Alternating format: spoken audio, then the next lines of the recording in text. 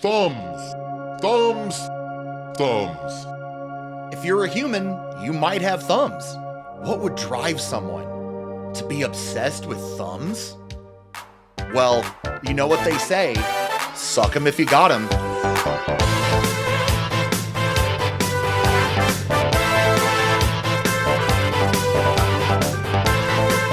Oh no, I got thumbed. I know what you're thinking. Have I ever been exposed to thumb content before? Well, have you seen any of these? Well, if you have, you've been contaminated. And we're gonna have to operate. The Thumb movies are the brainchild of Steve Oedekerk, who usually writes, acts, and directs all of the movies and the projects that he's involved in. His most famous live-action movie is definitely Kung Pao Enter the Fist, which you probably recognize him as the main character from. The main character's tongue has a little face on it that looks strikingly a lot like the thumbs in this.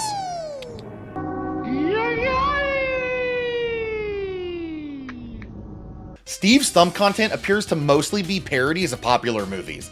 To give all the thumbs life, they use CGI to mask faces onto the thumbs, and then small sets were created for these thumb puppets to exist in. Some of the miniatures based on sets from other films are really well made. Actually, the models in the sets are what I'm always most impressed with in any of these.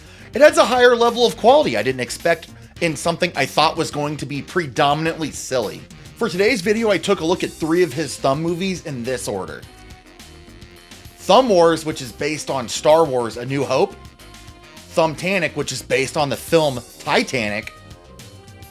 And the Blair Thumb, which is based on the movie The Blair Witch Project. I thought maybe a good way to start this out would be putting the real actor next to their thumb counterpart, just to make seeing these thumbs with faces a little bit more palatable.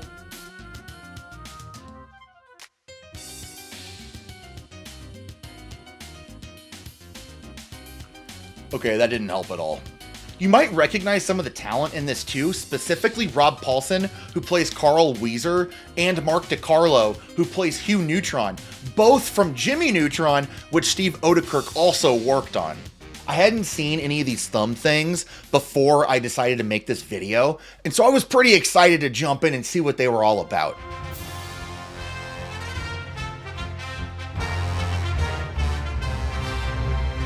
The story of Thumb Wars actually follows A New Hope's pretty consistently. They do mix it up here and there every once in a while, which is nice. It's refreshing. Even though I'm not a huge fan of Star Wars, I have seen a lot of Star Wars parody content, which is hit or miss usually. And I will say that they do some new stuff with this, and I do like that a lot. So for the most part, all of the characters are the same as they were in Star Wars. Just their names have been changed a little bit. Sometimes they're thumb puns, sometimes they're not. I'm probably just going to be mixing them up instead of trying to remember the names of these characters that are in this, just because this is a 30-minute this is a 30-minute long thumb video, and I don't think it's necessarily that important. But so the main character in this is definitely the Luke Thumb. He wants to get out of Tatooine, or whatever the name of the planet is in this. He doesn't want to live on the big sand planet anymore. He wants to go out and do some fun, cool space adventures. He ends up meeting a character called Ubi Doob Kenobi, I think? It's Ubi Dooby Kenobi or something, and his middle name is Scooby-Doo. Who are you? I am Ooby-Doo Banooby. I have the silliest name in the galaxy. What's your middle name? Scooby-Dooby. Ooby-Doob Scooby-Dooby Banooby? There is a horrible, disgusting death scene that takes place in this. I can't show, but I was really surprised how violent it looked. Eventually they end up going to this place. It's like the bar, the cantina, or whatever that they go to in the first movie, and they end up meeting Han Solo, and I immediately liked him more than regular Han Solo. I'm not a huge fan of this Chewbacca. I don't know, there's just something about it. It's just creeping me out a little bit too much. There's another part too that I really liked a lot. So in the original movie, Princess Leia's home planet is supposed to get blown up by Darth Vader unless she like tells him a secret or something. And so in this one, they change it up a little bit, and instead of blowing up the planet, they just like spin it like a basketball.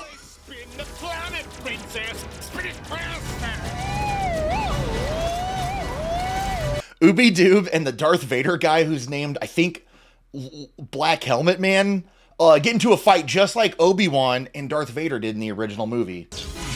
Come on, kill him, Ooby!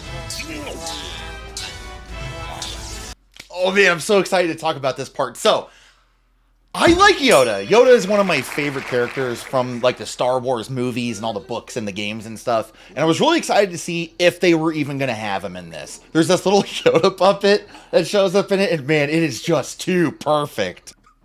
I really like the voice that they gave him. Reach out with your inner feeling. Use the power of the thumb. I think you blocked that one. They end up doing the same ending from A New Hope where the Death Star gets blown up. Luke and Vader actually have a fight on top of their little spaceships, which is a lot cooler than it was in the original movie. Spoilers for Star Wars. They do the bit where Darth Vader reveals that he is one of Luke's parents to him, but they mix it up, and in one of the coolest puppet costume transformations I can think of, Darth Vader, Lord Dark Helmet Man, ends up revealing to be Luke Thumb's mother. What? Now Mama's gonna teach you a lesson in manners. Wait till your father gets home. But then they end up ending the movie just about the same way that A New Hope ends. Everybody ends up getting their medals. Everybody is celebrating. Everybody is super happy that the big thumb, death thumb star thing is gone. And that's pretty much it. That's the end of Thumb Wars. It was fun for what it is. Some of the jokes didn't age all that well, but for someone like me who's not a huge Star Wars fan, I did find myself enjoying it quite a bit. If you're a fan of the series, I would actually recommend checking this one out.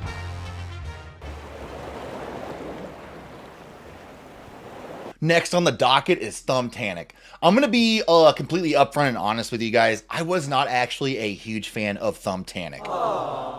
Thumbtack is based on the Jim Cameron movie Titanic, which is based on a real-life event that happened back in like 1912. The Titanic was the biggest passenger ship at the time, and it was being used to transport people that were immigrating from Europe all the way over to the United States.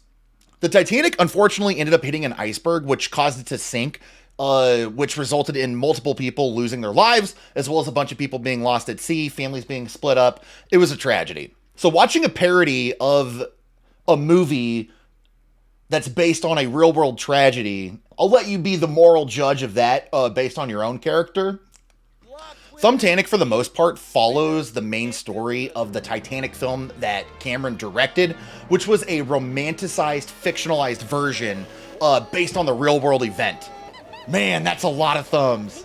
There's a lot more CGI in this one than there are real sets, and that makes sense because the Titanic was a really large-scale boat. And so it would be really tough for them to recreate that in real life and have like a bunch of thumbs running around on it, especially for something like this. I'm tired of being rich.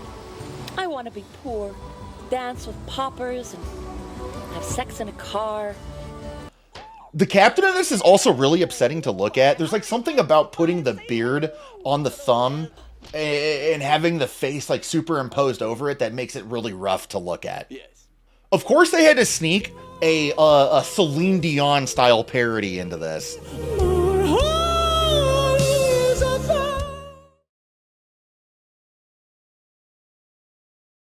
Unfortunately, I don't have a lot to say about Thumbtack.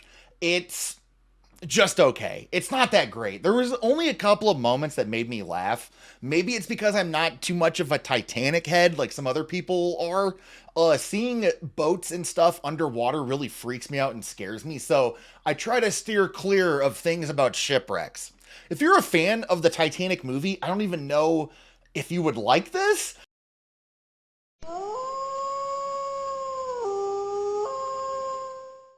This one was definitely my favorite. I'm actually a fan of the original Blair Witch movie. If you're not familiar with it, it was a fake documentary film that has horror-style elements to it. But when the movie came out, they did not explain to audiences up front that it was fictional. They tried to pass it off as being a non-fictional piece of media. So they had like fake websites about it. There were actor testimonials. They were pretending to be real world people that experienced things that happened in the movie. And it was really cool. I really like ARGs that are like that. Unfortunately, as technology has advanced, we don't really get to see a lot of really cool ARGs like the Blair Witch anymore. Paranormal Activity is the most recent one that I can think of that did not as well of a job, but something similar to the Blair Witch. I think what I like most about the Blair Thumb is that it's trying to put these thumbs in a documentary style movie, which is not what you see in Thumbtack or Thumb Wars, which are more cinematic. And I think that adds a lot to the charm of this one. Dude, this ponytail guy in the movie is my favorite, and I think I might be a little bit biased because I have IRL friends that act and behave exactly like this dude. Also, his name is Jish. So what's your names? This is Stratzy, and I'm Jish. Jish? What kind of a name is Jish? It's just a name, dude. Oh my god, a baby thumb! Neutron. The one negative that I will say, and that's not just about this one, it's actually a problem throughout all of the other Thumb movies, is that sometimes the jokes go on a little bit too long. This is so bogus. This is so totally bogus. Hey, whoa, time out. What's going down here, man? What is going down? Will you both please just settle down? Dude, be straight, be true. What is shaking and baking here? I'll tell you what's going on, man. We're lost. We're in the woods, and we're lost. Ah! Ah! One of the jokes that lands really well for me in this is when the Thumbs are in their tent at night, getting ready to go to sleep. They hear a noise outside and they don't know what it is. And all of a sudden, a shark puppet pops into the tent and tries to attack them. And it's really funny because it subverts your expectations for what you would expect them to do. Oh, don't let it bite me. Oh, watch your teeth, watch your teeth. Hey, hit it on the nose, hit it on the nose! It's called the snout, dude. No. Get it on the snout. No, it just pisses him off. Don't you watch Discovery? I don't have cable. Whenever they show the thumbs backwards in this, it always reminds me of those thumb things from Spy Kids. Childhood trauma alert. What was up with Floop's Fooglies in Spy Kids? I don't understand what they were thinking when they made that.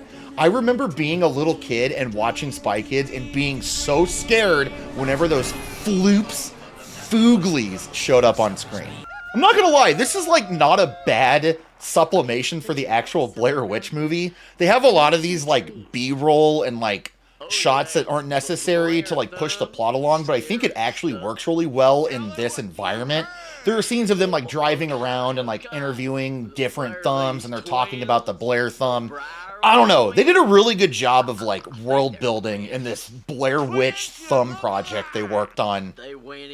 So here we're going to get into a little bit of spoiler territory for the Blair Witch Project. So if you haven't seen that movie, I recommend checking it out, but here's when the spoilers start.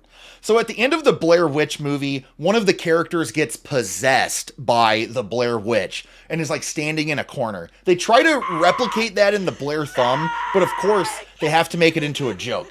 Jeez, can't a guy even take a leak? And then it turns out that the Blair Thumb is actually Frankenthumb, which is from another Thumb movie that I haven't seen. So I don't know if like I'm supposed to get like a joke, but it definitely makes me want to watch Frankenthumb at some point. I didn't watch it after I saw Blair Thumb, by the way. I still need to go back and do that. But they have like a little dance party thing, and that's how the movie ends. I'm a fan of the Blair Witch Project, so it probably comes as no surprise that I'm a fan of the Blair Thumb as well.